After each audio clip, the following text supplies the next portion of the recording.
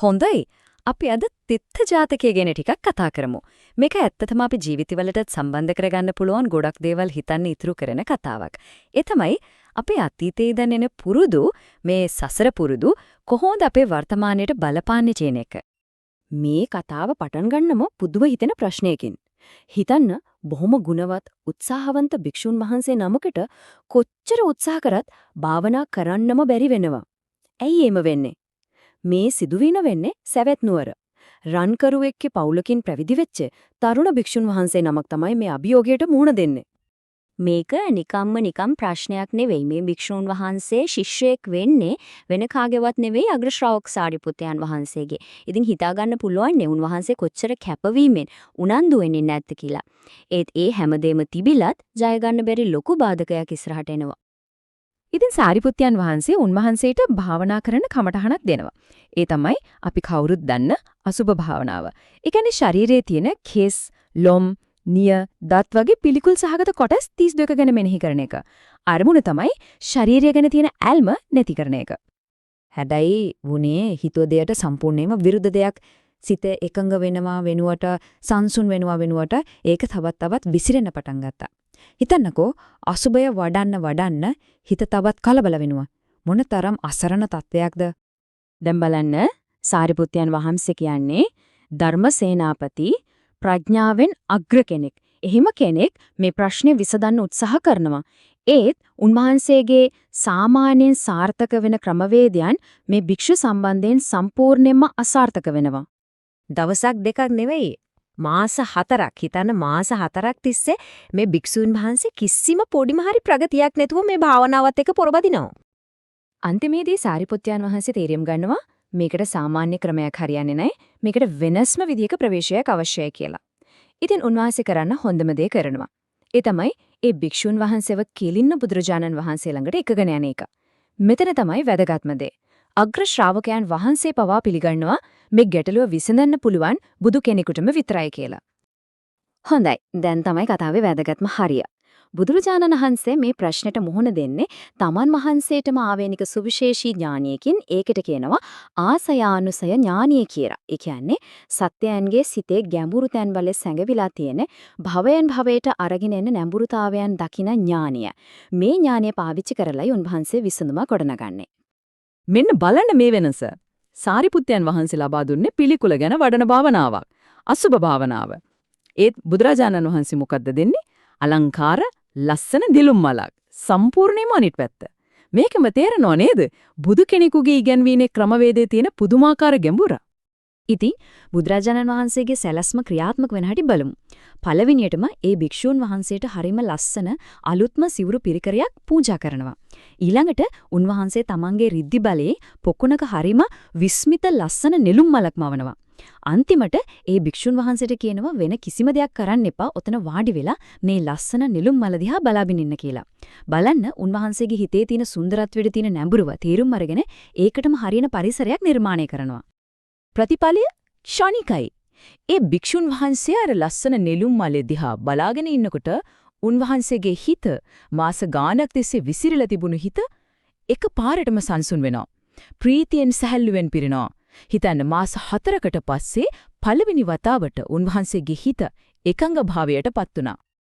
ඒත් කතාව එතනින් ඉවර වෙන්නේ නැහැ. භික්ෂුන් වහන්සේ ඔහොම බලාගෙන ඉන්නකොටම බුදුරජාණන් වහන්සේ තවත් දෙයක් කරනවා. අර ලස්සනට පිපිලා තිබුණු නිලුම් මල ඒක ටිකෙන් ටික වෙනස් වෙන්න පටන් ගන්නවා. මුලින්ම පෙති ටික සෙමින් මැල වෙන්න ගන්නවා. ඊළඟට ඒ පෙති එකින් එක ගිලිහිලා වැටෙනවා. අන්තිමට අර ලස්සනට තිබුණු මල සම්පූර්ණයෙන්ම දි รา පත් වෙලා යනවා. සම්පූර්ණ ජීවන චක්‍රයම ඇස්පනා පිටම සිද්ධ වෙනවා. අන්න ඒ මොහොතේදී ඒ භික්ෂුන් වහන්සේට ලොකු දෙයක් වැටහෙනවා. ආහා මේ මගේ ශරීරයත් මේ නෙළුම් බල වගේම තමයි.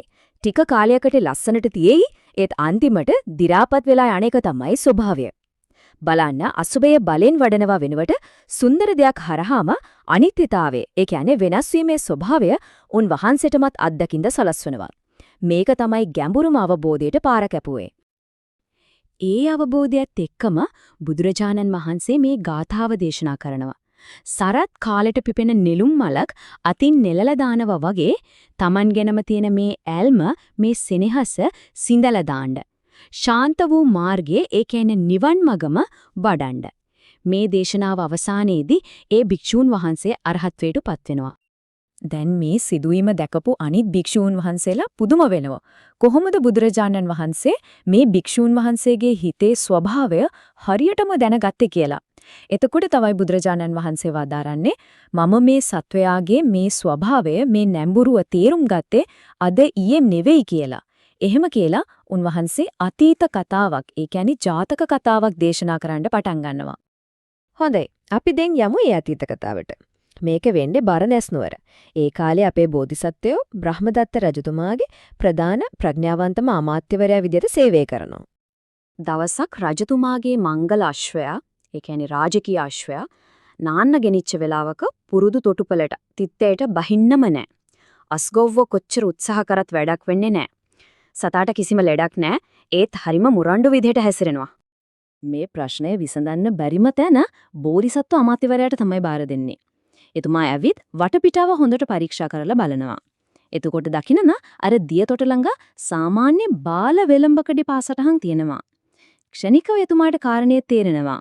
මේ උතුම් රාජකීය අශ්වයා තමන්ගේ උඩඟුකම නිසා පහත් සතෙක් නාපු තැනක නාන පිළිකුල් කරනවා කියලා. ඊට පස්සේ අමාත්‍යවරයා රජතුමාට මේ අශ්වයාගේ හැසිරීම පිටිපස්සේ තියෙන ඇත්තම හේතුව ඒ පුරුද්දේ මුල පැහැදිලි කරලා දෙනවා.